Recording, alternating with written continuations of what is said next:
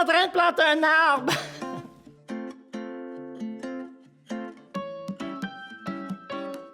Tu veux faire quelque chose d'un peu plus différent, t'es un petit peu tanné de tes jardinières, t'as des idées de grandeur, quelque chose de gros, oui, tu peux planter un arbre sur ton balcon. Bien entendu, quand je dis planter sur ton balcon, va pas faire un trou dans la galerie, ça te prend un pot. Puis quand on parle d'arbre, ça nous prend un plus gros pot. Un arbre, ça peut pogner facilement dans le vent, fait que ça te prend quelque chose de pesant, quelque chose de solide.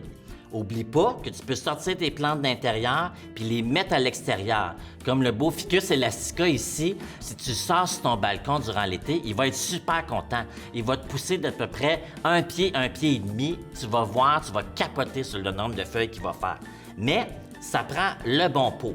Puis quand on parle d'extérieur, ça prend un pot qui est perforé. T'as pas le contrôle sur Dame Nature. Fait que si tu mets ton arbre à l'extérieur ou ta plante, il faut que ça se draine, s'il mouille pendant une semaine. Garde-moi donc ça, le bel hibiscus que j'ai ici.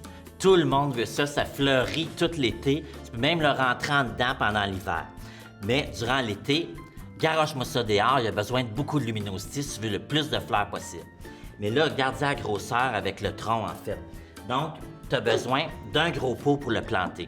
Là, c'est du plastique que j'ai ici. Si jamais le plastique, tu n'es pas capable d'enlever le faux fond, tu vas venir faire des trous parce qu'on veut que ça se draine pour quand il mouille trop.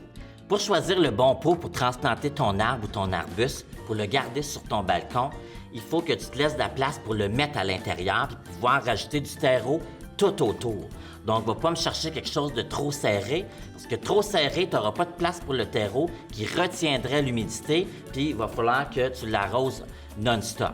Donc, ça te prend quand même beaucoup de place et beaucoup de profondeur pour les racines. Pense aussi que si le vent pogne là-dedans parce que tu es au troisième, ton arbre va sacrer le camp chez la voisine d'en bas, puis elle veut peut-être pas nécessairement avoir un hibiscus. Fait qu'à ce moment-là, je te dirais, favorise quelque chose qui va être très pesant. C'est sûr qu'avec ton terreau, ça va devenir plus pesant. Mais sinon, là, j'ai des petites roches décoratives.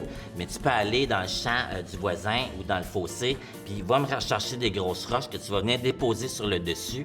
Tu vas voir, ça va tout faire une différence quand il y aura une bourrasque de vent au premier orage venu. Bien entendu, si tu veux planter un arbre dans ta cour, essaye pas de creuser un trou avec une petite pelle comme ça. Ça va te prendre une éternité. Ça te prend plutôt une pelle d'Énias. Une grosse pelle comme ça. Quand tu as creusé un bon gros trou, ce qui est important à savoir avant de planter ton arbre, bien entendu, faut que tu l'enlèves du pot de plastique. Viens pas me sacrer ça dans le trou, tu vas tout étouffer les racines puis ton arbre va finir par mourir.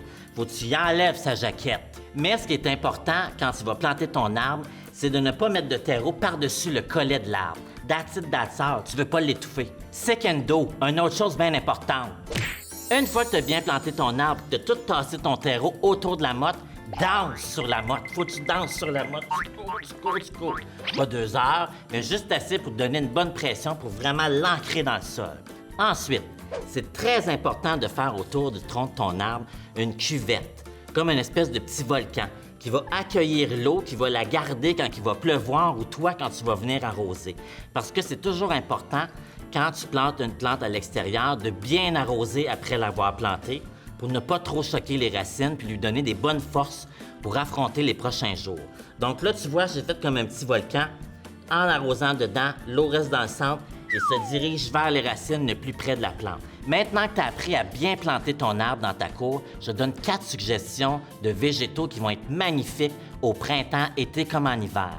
Il y a l'érable de l'amure. Faut pas penser que c'est l'érable de l'amour. T'en feras bien ce que t'en voudras à l'ombre de ton érable, mais c'est l'érable de l'amure.